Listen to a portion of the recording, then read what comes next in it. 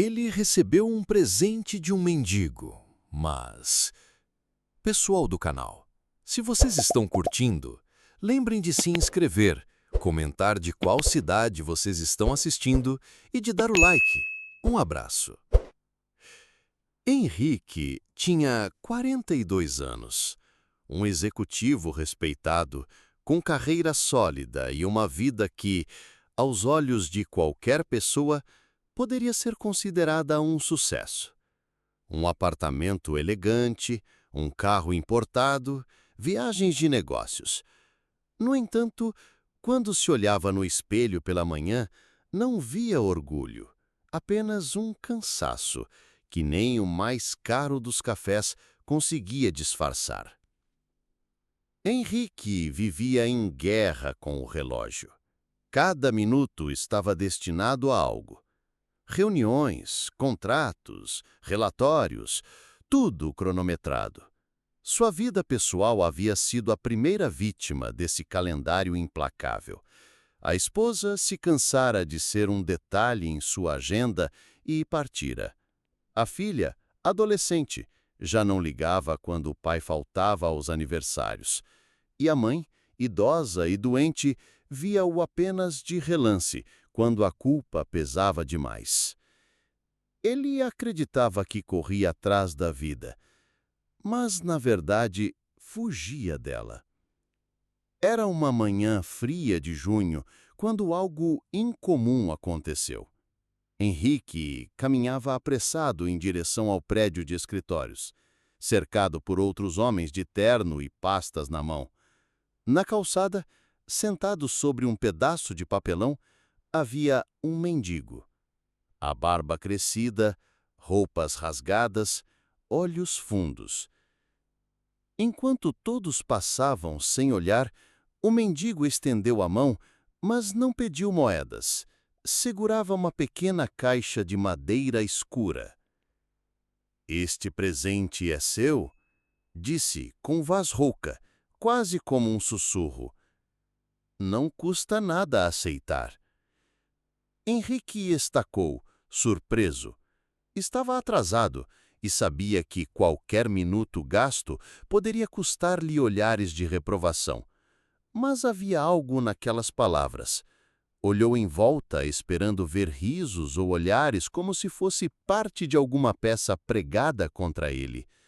Nada, apenas o mendigo, imóvel, oferecendo a caixa. Sem saber exatamente por quê, Henrique pegou-a rapidamente e enfiou no bolso do paletó e entrou no prédio. A caixa permaneceu esquecida até o meio da manhã. Henrique a encontrou quando procurava uma caneta. Abriu, esperando talvez uma bugiganga ou nada. Mas dentro havia apenas um pedaço de papel amarelado, gasto pelo tempo, com letras trêmulas. Quem perde tempo com o que parece inútil, encontra o que é essencial. Henrique bufou, achando graça. Jogou o papel no lixo, certo de que aquilo era alguma bobagem de rua, talvez até um truque de um pedinte para comover. Mas os dias seguintes mostraram que não seria tão simples descartar aquelas palavras. Naquela tarde, sua reunião mais importante foi cancelada sem explicações. Um atraso do cliente, disseram. No caminho para casa, Henrique passou por um acidente de carro e percebeu que, se tivesse seguido seu trajeto normal, teria sido ele o atingido. 2 dias depois, recebeu um telefonema inesperado de um amigo de juventude, alguém com quem não falava havia 15 anos. E em todas essas situações, a frase vinha à mente como um eco incômodo. Quem perde tempo com o que parece inútil, encontra o que é essencial. E havia mais. O mendigo. Henrique começou a vê-lo em lugares improváveis. No metrô, sentado num canto. Num café, observando pela janela. Num jantar de negócios, parado do outro lado da rua, imóvel, como uma sombra silenciosa. Era impossível não notar. Henrique, que nunca dera tempo a nada além de números e contratos, começou a gastar horas tentando entender aquele enigma. Comprou livros sobre coincidências, destino, filosofia, leu textos sobre sincronicidades e sinais do universo. O que antes era rotina fria transformou-se em uma busca. Algo maior parecia estar acontecendo. E, finalmente, ele decidiu. Precisava encontrar o mendigo. Precisava compreender o sentido daquele presente. Depois de dias de procura, Henrique o encontrou, num parque da cidade. O homem estava sentado num banco de pedra, olhando fixamente para um nada, como se esperasse por ele. Henrique sentou-se ao lado dele, tentando conter a ansiedade. "O que havia naquela caixa?" perguntou. "Por que me deu aquilo?" O mendigo não respondeu de imediato. Continuou olhando para a frente. Quando finalmente falou, sua voz era baixa, mas firme. "Eu lhe dei o que ninguém mais poderia dar. Não era a caixa. Era o tempo. O tempo que você nunca parava para olhar." Henrique ficou irritado. "Tempo?" repetiu com ironia. "Que bobagem é essa? Eu quero a verdade." O mendigo sorriu, levantou-se devagar e desapareceu entre as árvores sem olhar para trás. Henrique ficou sozinho, confuso, mas profundamente abalado. Os dias passaram. Henrique voltou ao trabalho, mas já não era o mesmo. As palavras do mendigo ecoavam dentro dele.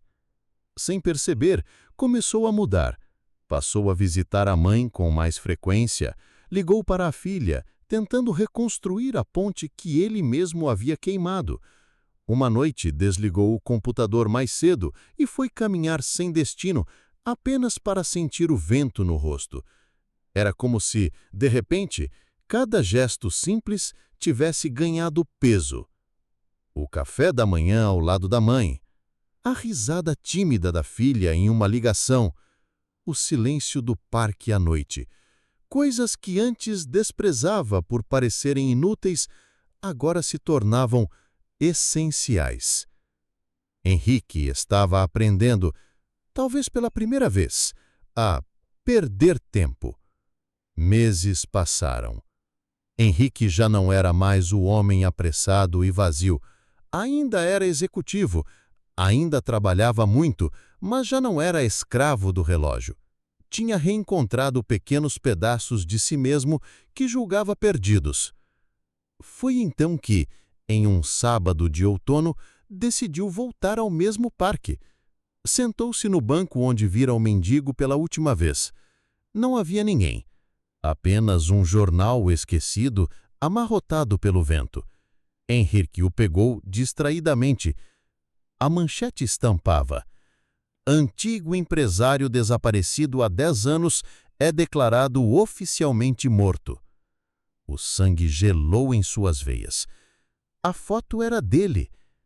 Um arrepio percorreu suas espinhas. Ele olhou ao redor em busca de explicação, mas só havia árvores e o silêncio do outono. E então compreendeu. O mendigo não era outro homem. O mendigo era ele. Era a versão dele que havia se perdido, o reflexo de quem teria se tornado se tivesse continuado a viver como vivia. A caixa não trazia um objeto. A presença era a vida devolvida. E o narrador conclui, em voz pausada, firme, quase como quem compartilha um segredo com o ouvinte. Às vezes, o maior presente que alguém pode nos dar é um espelho. Não daqueles que refletem apenas o rosto, mas daqueles que revelam a alma. Henrique recebeu o reflexo do homem que ele poderia ter sido e, ao encarar esse reflexo, teve tempo de mudar. A verdade sobre o presente do mendigo é simples. Não era uma caixa, não era uma frase. Era a chance de reescrever a própria história antes que fosse tarde demais. E poucos têm a sorte de